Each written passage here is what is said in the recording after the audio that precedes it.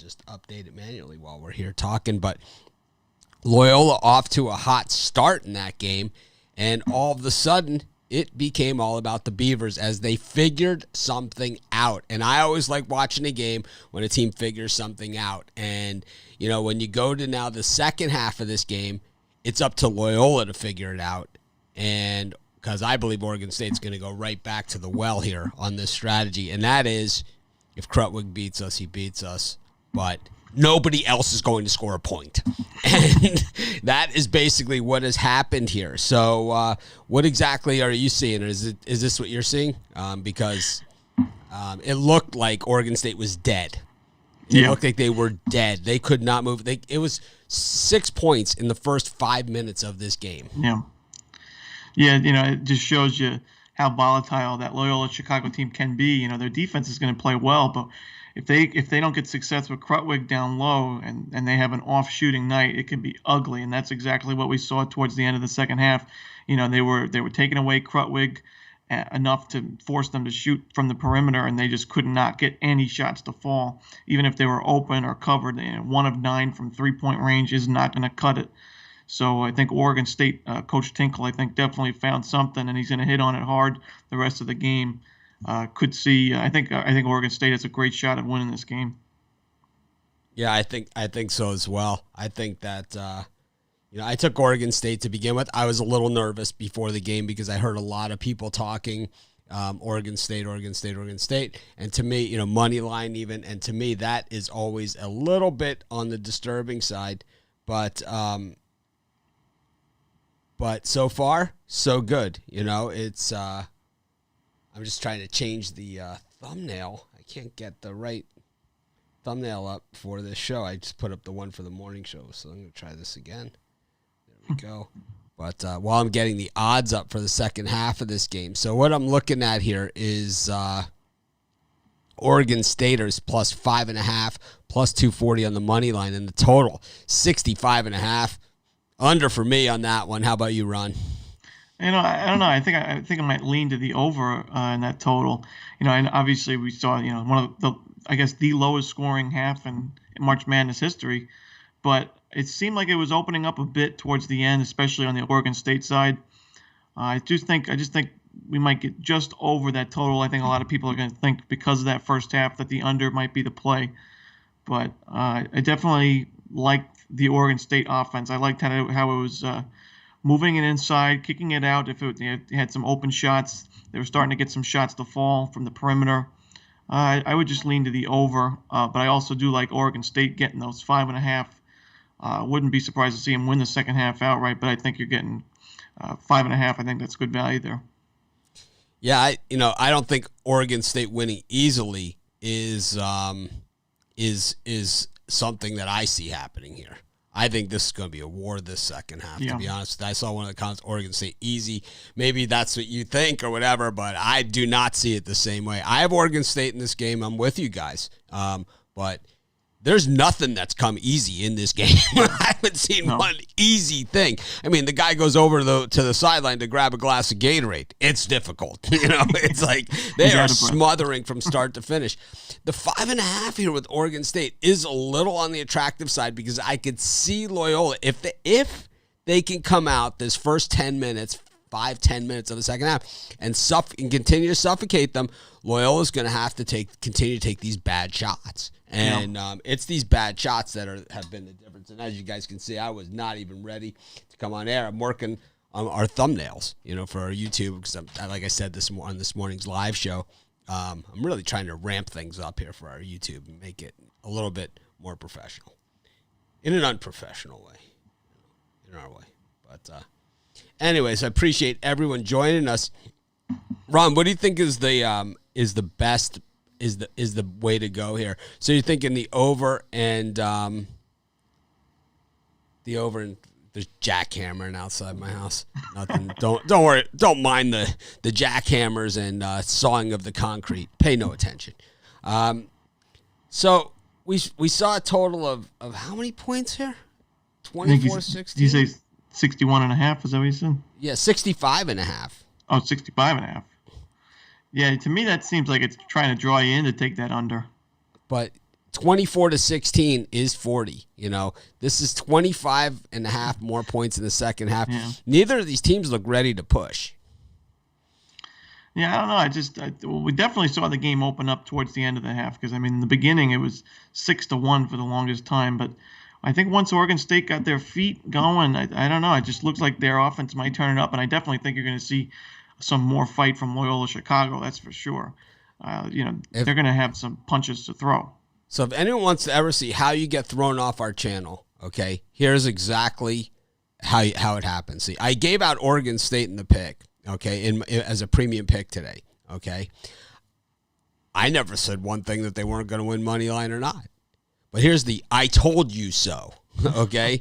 Okay, if you ever say, call me out, okay, you can disagree with me before the game. You could take the other side. You could say, man, I'm glad I cashed on the Beavers, anything like that. But if you're calling me out personally, you're gone. I do not care who you are. I do not care. You're not welcome here. I don't do it to you.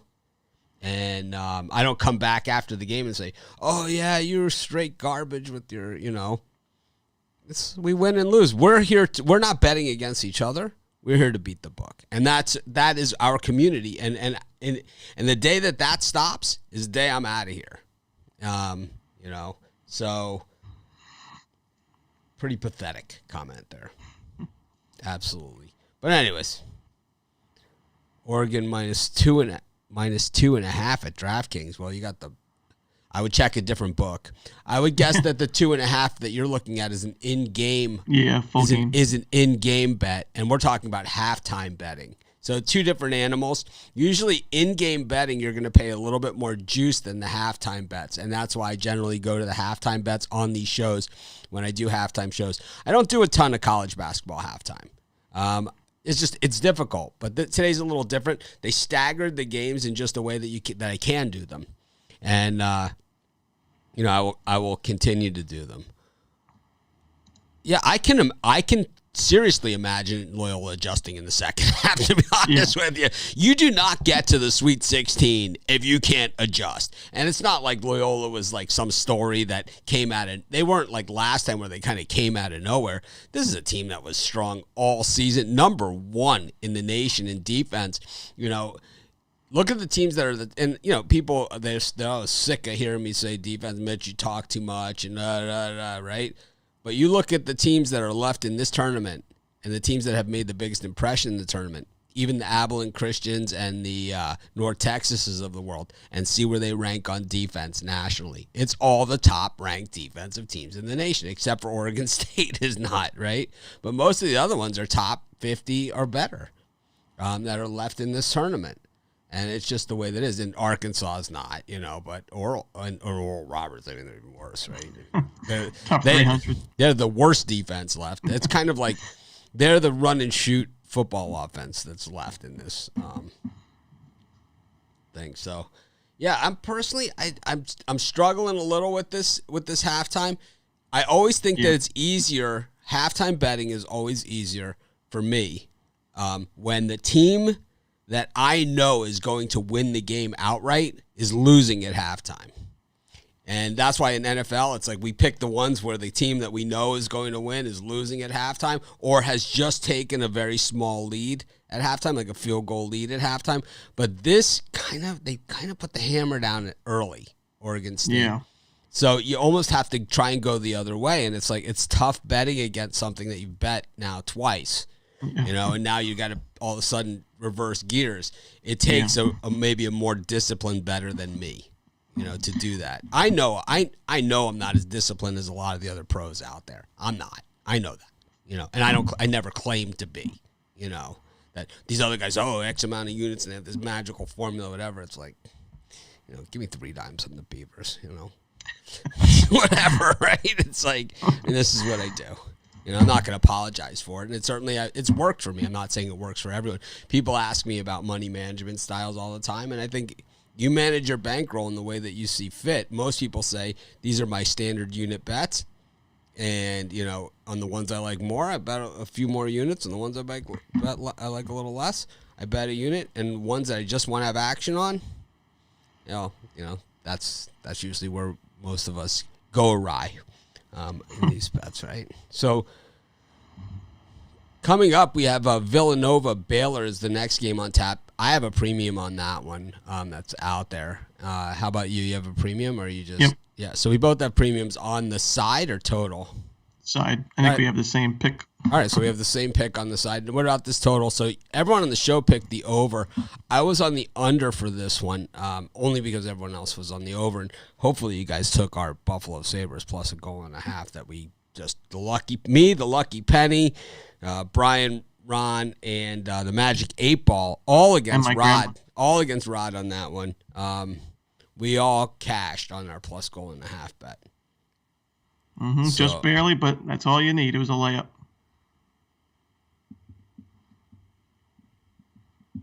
I didn't block you, this guy. I didn't block you. I just talked a big game. All talk, no action. Yeah, I mean, I think the reason why I like that over in that Baylor game is just because how bad Villanova struggles against that 3-point shot. And we know Villanova is known for rinse and repeat when it comes to 3-point shooting. But this Baylor team, man, if they get hot beyond the arc, it can get ugly quick. So I just think that we could see a 3-point shootout between these two teams, and I think that total's just a little too low for my liking.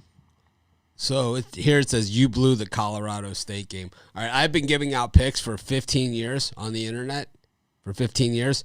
Why stop at the Colorado State game? We got 15 years worth of losers. At one point I did about 15,000 free picks a year. I hit maybe 58, 59%, 60%, 56% sometimes. So we got plenty. We could go over. I mean, we could spend actually probably 3 weeks straight of a live show. Like we could do a marathon just reading games that I've lost. I can tell you that much. So, I do not win every game. I certainly wish I did. The NIT, I have to say, is really one of my worst. This is the worst tournament I think I've ever had in my whole life of any kind. It's like, you don't have to tell me twice. I mean, next year when they go back to a normal field, it's gonna definitely leave a mark. Yeah. Awesome. Yeah, this was a rough one. So, junk viewer, new to betting, if you're new to betting and your state is new betting, make sure you check out our betting odds pages. You can see all the odds at all the different books at your state, and then you can also do it with our parlay calculator, and then you can get the best odds on your parlay or the best odds on your bets, and all you have to do is click right there, and you'll get a sign-up offer and all kinds of stuff. So if you're in a state or you're new to betting or you're in a state that's betting, go to our betting odds page. It's like you can't miss. I don't hype it too much. I know a lot of guys, it's like, the thing. We do get a payment if you sign up through our site. We do benefit off of that. So I will say that. But that's why everybody else, they won't tell you that. They just trying to suck you in. Bonus. I have the same bonus, if not better, than any of those other guys. So if that's your thing, whatever. But that's part of the new design, is making those bonuses a lot more easier for you guys to find. Damn right, Buffalo cashed. We held our guns. We really dug our heels into the sand on that one, too. I was not going to let Rod Zawacki push me around in that Gonzaga hat. That wasn't going to happen. Not with that Gonzaga hat on. Sabres, baby. Hot diggity dog. Had it all the way. Plus money on the puck line. Yeah. Plus money on the puck line. But anyways, back to this game. Let's see if we have any line movement here. I'm gonna guess there's going to be some Loyola money coming in here for the second half. Some chasers. So we got plus 5.5 here for Oregon State. The money line plus 240. It has not really moved that much. The line that has just come out though, La Tech, Mississippi State. La Tech -3 at the half. Anything? Or just take your beating like a man. Take my beating like a man, I'm woman, with you. anything. I'm on La Tech also. I'm going to take my beating like a man. You know what I'm going to say? I'm not going to even put a pick out for the NIT final. I don't care. So I'm going to give out maybe a free pick on the show. I'll do a free pick video, and I'm just going to say I don't care. I hate the NIT. Memphis and Mississippi State, have fun. Have fun. Enjoy yourselves. Two horrible teams. Nah, I like Memphis. Mississippi State, they're just shooting lights out from 3, which is unlike them, but good for them, I guess. So I'm sitting here. So here's the thing that I'm at though. I'm sitting here with Oregon State plus a lot of points here. Yeah. Anything I can do? Is there anything that you think I should do here? Like, because I'm just sitting here. I'm plus. We're winning the game by. I don't know how many I'm getting, but I'm getting a ton. I got the good spread. I got like the 7.5 or whatever it was. I got the good one, right? Because this is one of my circles. So I had the 7.5. I'm up by 8. So I'm up by 15.5 points.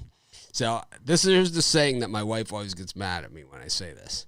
Even a horse's ass can cover up 15.5. And I say it usually with like a minute left to go in the game. It's like, but it's like, but then I make her sit through some painful endings of games. Like we watched the entire Alabama-Kentucky football game from start to finish.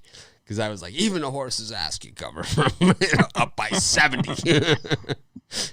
Well, Arkansas. Yeah, I'm with you on the under here. I got the under 125. So we're both have different plays, but we're both sitting pretty. I would just leave it as it is personally. But I do think Loyola-Chicago is going to win the second half. I just worry about laying that 5.5.